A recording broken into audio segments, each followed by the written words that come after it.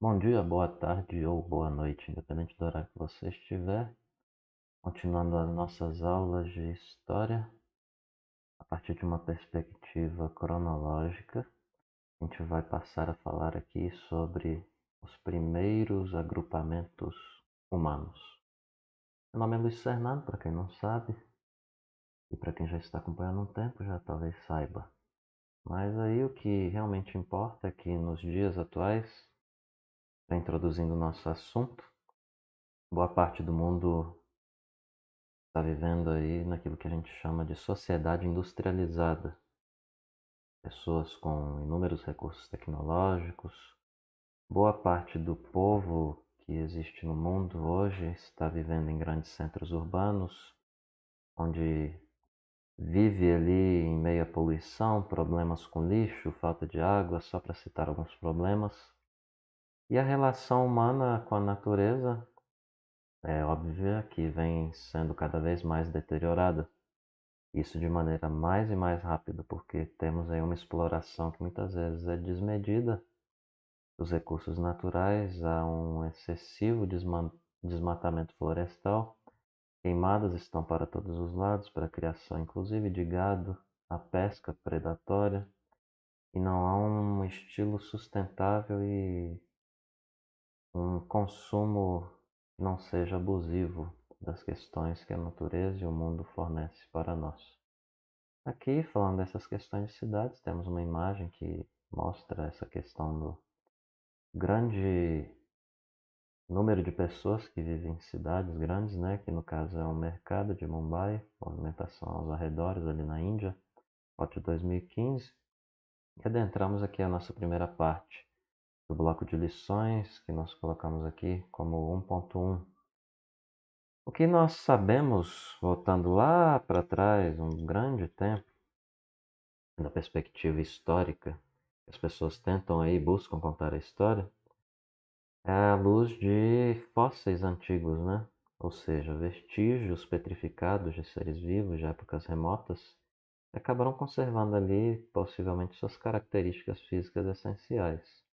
Em objetos encontrados em escavações paleontológicas, a ciência, né, a paleontologia, que estuda a vida de organismos que viveram na Terra, como animais, vegetais e o desenvolvimento deles no tempo geológico, a gente vê ali que ganham maior impulso a partir do fim do século XIX, essa linha, né? O paleontólogo que investiga aí pisadas, fósseis, ósseis, entre outros vestígios que reúnem aí conhecimentos biológicos e geológicos.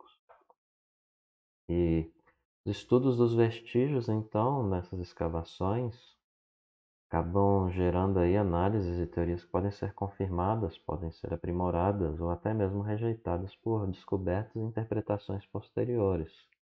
Então, por meio desses vestígios, é possível analisar organizações sociais, interferências humanas no meio ambiente, bem como concepções das primeiras sociedades.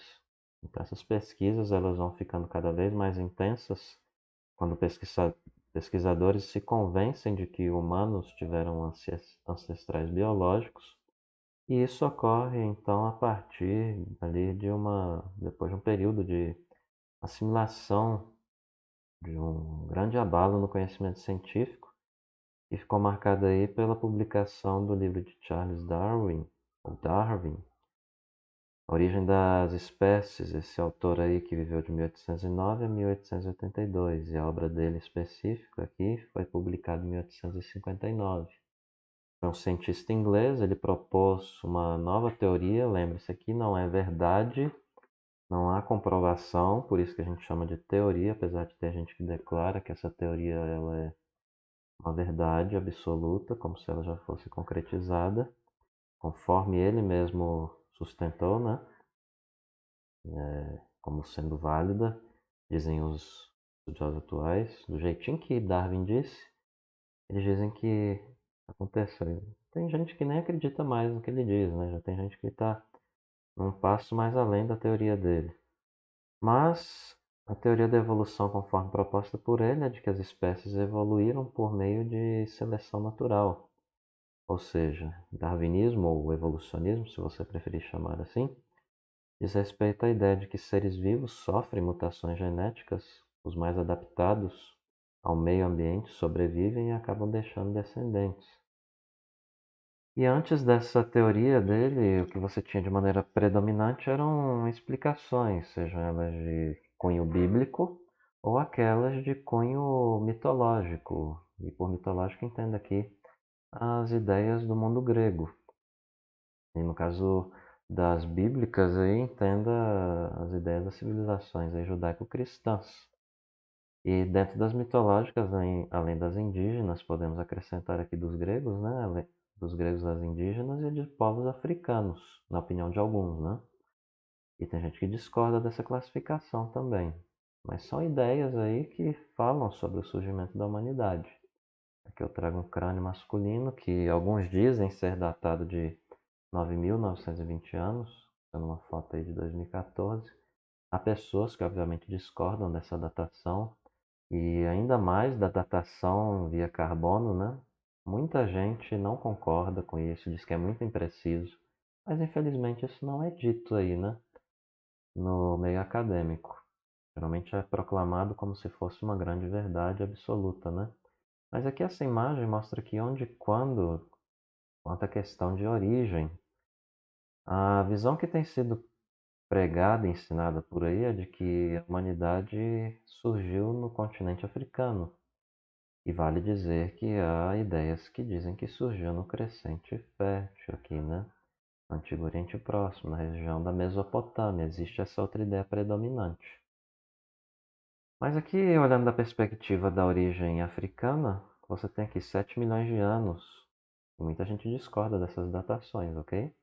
Mas aqui, seguindo ela, você tem o surgimento dos hominídeos. A gente vai falar disso na aula de número 2. Não nas próximas aulas agora, porque essas aulas fazem parte da aula número 1. Você tem o surgimento aqui do Australopithecus, início do período paleolítico, né? 4 milhões de anos. Homo habilis, 3 milhões de anos.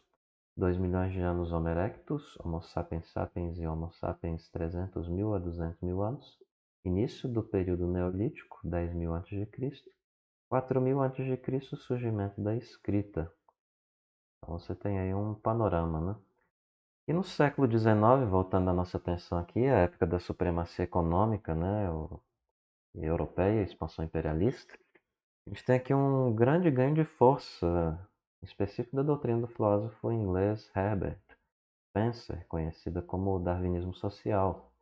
E para ele, a teoria de Darwin da evolução podia ser aplicada à evolução da sociedade. Ou seja, como ocorria com uma seleção natural entre as espécies, com predomínio de animais e plantas mais capazes, haveria também uma seleção natural da e na sociedade, né? Então esse darwinismo social ele toma as ideias de Darwin, aplica elas a uma justificação de uns sobre os outros em sociedades europeias, e aí alguns vão interpretar isso à luz do marxismo, fazendo dialética, né? De oposições, ricos e pobres, vencedores e vencidos, dominados e dominadores, isso dentro de diferentes sociedades. Aí, seguindo essa lógica, haveria então uma evolução histórica das civilizações em etapas, cabendo às sociedades da Europa, no estágio mais avançado, que afirmavam sua superioridade. Tem gente que discorda disso daqui, no sentido de falar que é baboseira isso aqui, né? Tem gente que pega um princípio por detrás disso aqui e diz que de fato existe sociedades mais avançadas. E tem gente que diz que não existe isso de sociedade avançada, a gente tem que respeitar, cada sociedade tem a sua caracterização, né, dizem alguns, né? E você é livre para discordar de um ou de outro ou de vários pensamentos que existem quanto a isso. Mas aqui o Hector Bruit, ele comentando quanto a como o darwinismo social se relaciona com as teorias de Darwin, ele afirma, lembrando que você pode discordar disso aqui também, ok?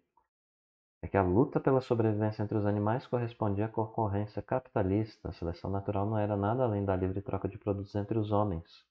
A sobrevivência do mais capaz, do mais forte, era demonstrada pela forma criativa dos gigantes da indústria que engoliam os competidores mais fracos em seu caminho para o enriquecimento. O sucesso dos negócios demonstrava habilidade superior de adaptação às mudanças, o fracasso indicava capacidade inferior, e por essas razões a intervenção do Estado era prejudicial, já que interrompia o processo pelo qual a natureza impessoal premiava o forte e eliminava o fraco. Temos aqui uma imagem de Charles Darwin, ou Robert Darwin, né?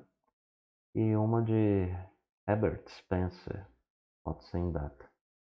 Então, prosseguindo, há pesquisadores que vão defender, como eu disse, que a Terra ela está localizada em um universo formado há mais de 13,8 bilhões de anos. Há outros que discordam disso, como eu disse, né? E aqui eu vou enfatizar essa ideia que não porque eu acredito assim, mas porque geralmente é isso que se ensina e é cobrado a nível de academia, a nível de vestibular, processos seletivos e outras coisas. Então, a expansão do universo a partir dessa teoria teria originado o Sistema Solar, onde a Terra teria sido formada aí há cerca de 4,6 bilhões de anos. Há teorias aí relacionadas que dizem que a vida na Terra teria surgido há 3,6 bilhões de anos. E com o passar do tempo, a evolução acabou produzindo, dentro dessa ótica evolucionista, né? Essa ótica naturalista e não criacionista. Com o passar do tempo, essa evolução teria então produzido centenas de milhares de espécies e muitas desapareceram aí no decorrer dos anos. E que atualmente mais de 500 mil espécies vegetais e mais de 1 milhão de espécies animais foram identificadas e novas espécies ainda são descobertas a cada ano. Então, entre as milhares de espécies que a evolução teria produzido, haveria ali o ramo evolutivo dos hominídeos, separado de outros primatas há cerca de 6, ou a 7, melhor dizendo, milhões de anos. E de tal ramo teriam surgido aí os gêneros Australopithecus, do latim australis e do sul, né? E do grego pithekos, que é macaco, e Homo, do qual fizeram parte aí também o Homo habilis e o Homo sapiens, né? Só para citar alguns exemplos. Muitos vestígios dessas espécies de hominídeos foram encontrados na África, centro-norte do continente, teoricamente, né? A leitura que as pessoas fazem desses fósseis. Tem gente que faz leitura de que é apenas um animal mesmo, ou que teria sido ali formato de crânio diferente mesmo de ser humano e corpo, né? Porque nem todo corpo e cabeça é igual nos humanos.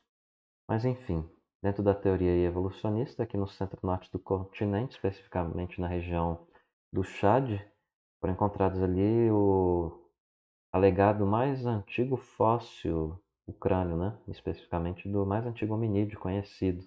Eles dizem que a data dele seria essa aí então, né? 6 e 7 milhões de anos.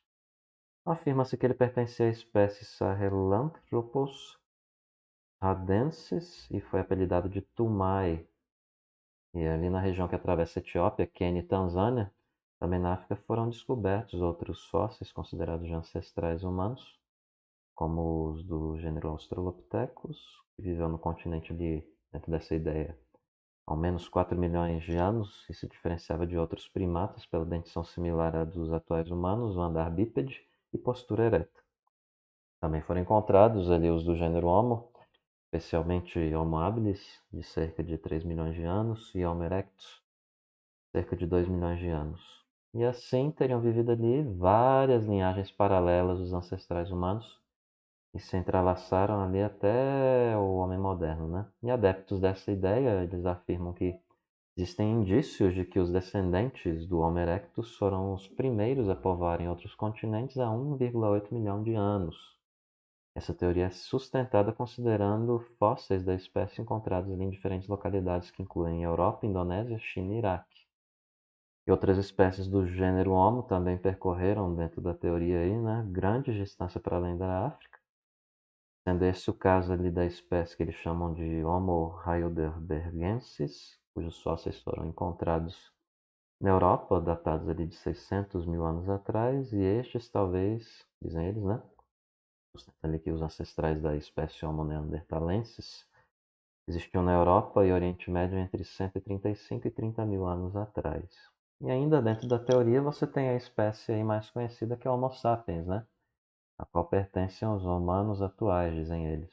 Surgiu aí cerca de 200 mil anos na África e por volta de 160 mil anos atrás começou a sua espalhada, né? A sua dispersão, a princípio para o sul, oeste do continente, depois para o norte até alcançar o oeste da Ásia.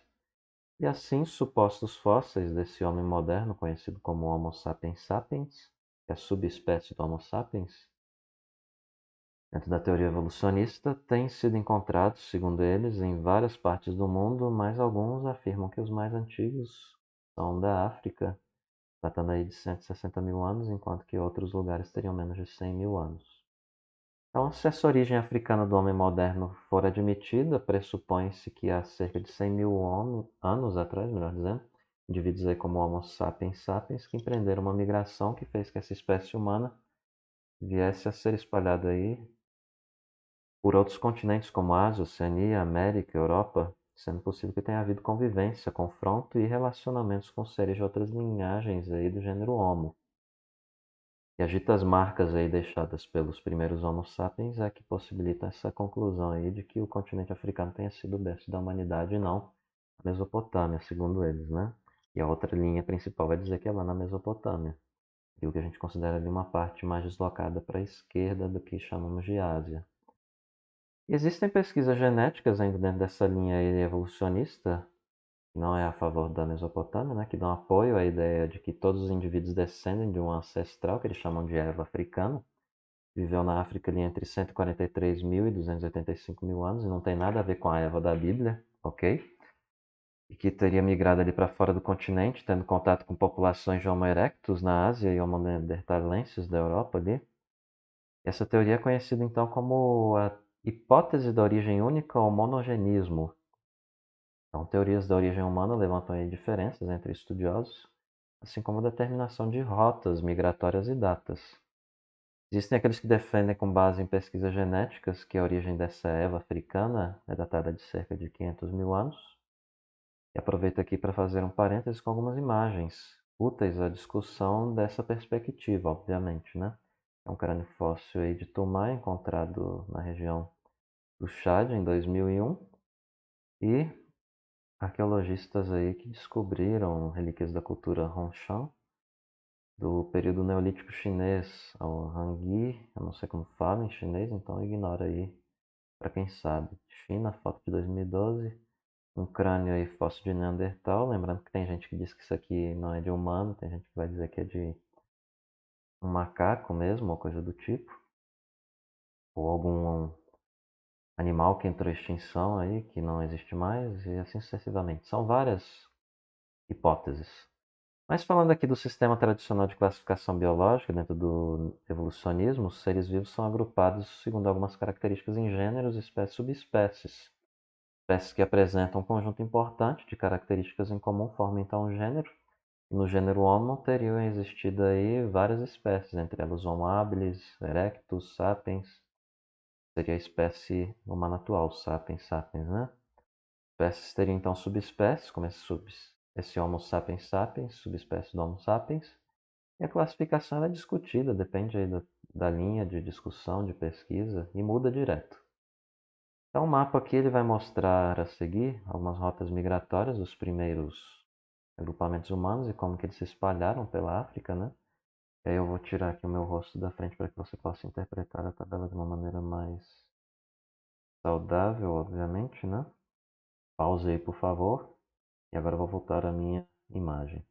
E aí você interprete aí o mapa de acordo com a sua necessidade, a expansão humana a partir da África. Então, as diferentes espécies de hominídeos foram agrupadas em gêneros seguindo a lógica, segundo semelhanças entre algumas de suas características físicas, como tamanho de mandíbula, dentes, ossos dos membros superiores e inferiores, né?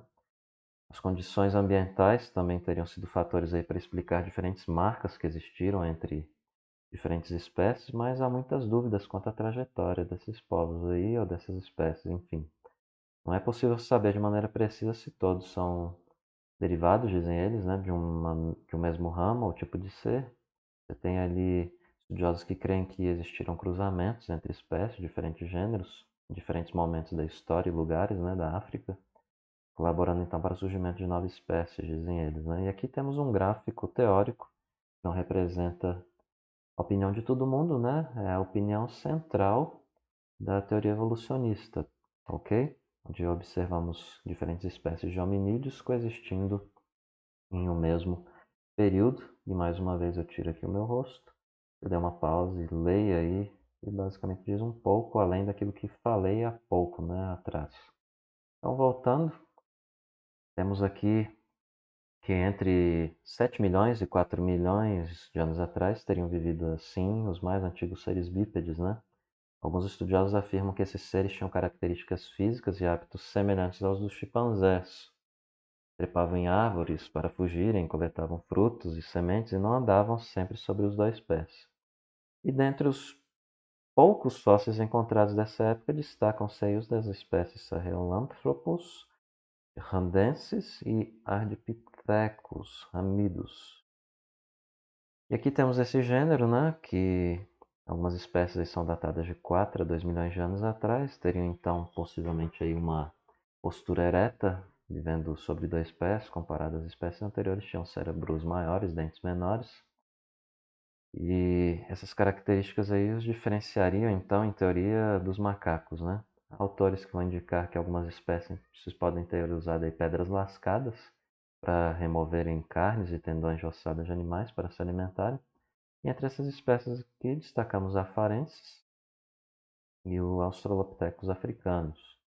E quanto ao Paranthropus, várias espécies que viveram entre 7 milhões, melhor, 2,7 milhões e 1,2 milhões de anos.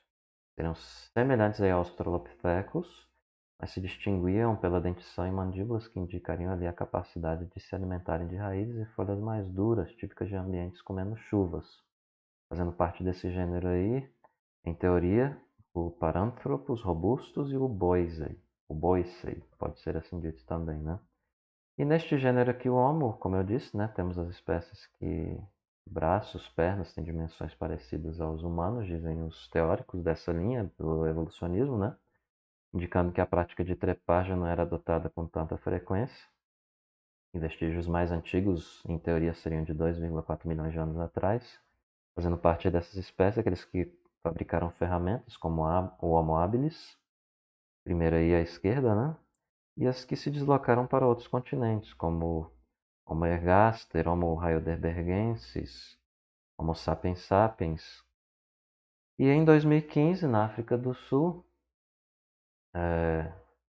foram descobertos aí o que muitos interpretaram como esqueletos de cerca de 15 indivíduos de uma possível nova espécie ancestral de ser humano desse mesmo grupo, que é denominada aí de Homo naledi.